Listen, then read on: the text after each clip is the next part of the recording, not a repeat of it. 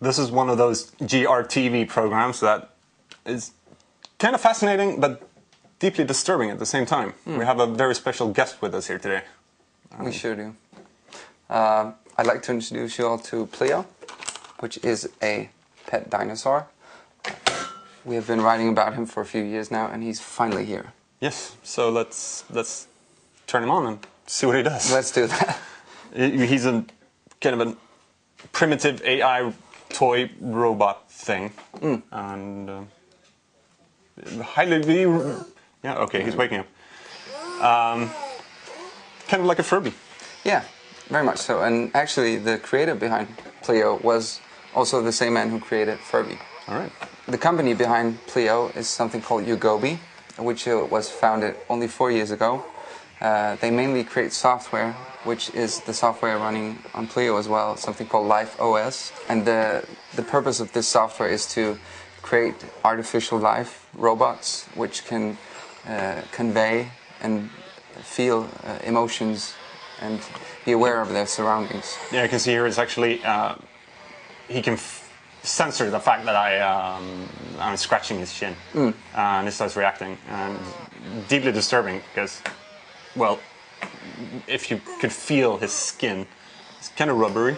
You can actually feel that this is not alive, but when he starts to move and he starts to react, it's scary. Oh. He starts crying. Oh my! I'm turning into a horrible person. Yeah. So who is Pleo? What's it based on? Maybe we should talk about what is he. He's as you can see, he's a baby dinosaur made of electronics. He has a lot of joints in him, motors, sensors. He has a camera on his nose here. Oh, and his skin is made from rubber. Yeah. If we look underneath Pleo, he doesn't have a lot of inputs. He doesn't like this at all. I have to turn him on. No, he doesn't like it. As you can hear, he starts to scream. Under here we have the battery pack. We have the on-off button. On the back here we have a USB port and an SD port, so you can actually put data into him this way. He doesn't have any buttons to make him do certain things. That's something you have to figure out yourselves.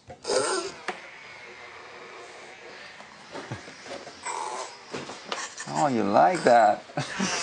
As I said, he's a robot filled with all these electronics, and one of the key features about him is all the sensors inside him. For instance, he has one under his chin here, and yeah, as you can see, his leaf. When he notices the leaf, he should start opening his mouth. You have to start sniffing. There we go. Oh, here we go. He should start chewing on it. Just leave He doesn't want me to take it in. This is actually incredibly disturbing. I'm not sure that actually showing this on film conveys the kind of feeling and emotion that this guy can actually show. For example, now when I'm petting him, he's actually pressing his head against my hand. like a dog would. Like a dog would, exactly, or like a kid. We can just, let's do like this. Try and hold him. First of all, as we showed, he doesn't like to be held upside down.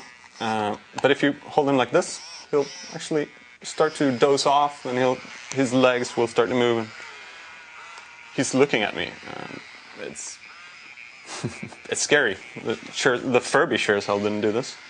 No, but that's the software that can make him do all these things. Yeah. Oh, look at that.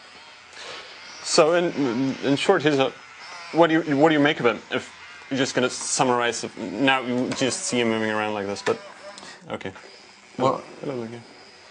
It's very difficult to categorize Pleo per se, I think, because you might initially see him as a toy, as the Furby was, but then again, Pleo is so much more, and this software is very, very complex. It's actually open source, so you can develop your own software for him as well to make him do a lot of tricks. And therefore, I don't really see him as a toy. He's more like a pet.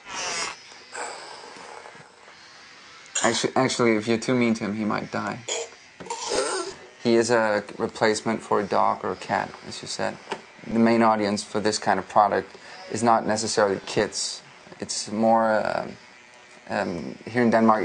He's not out yet in Scandinavia, so we have to look at other countries. He's been out for half a year or so in the U.S., and over there he is mostly popular with single female women, which is kind of fun. People who have him as a pet. That's okay. Well, the price for this guy is quite steep. Like, what is it, 2,500 Danish kroner? Mm. So I don't really see many like kids owning one of these in the near future.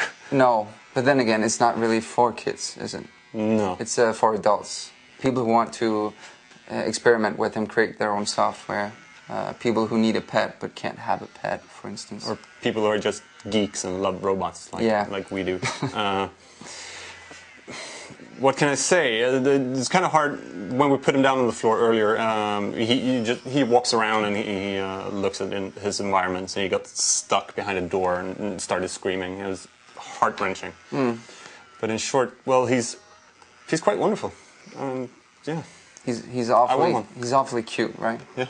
When you look at these eyes and start petting him, he is very cute. Yeah. And you don't want to be mean to him.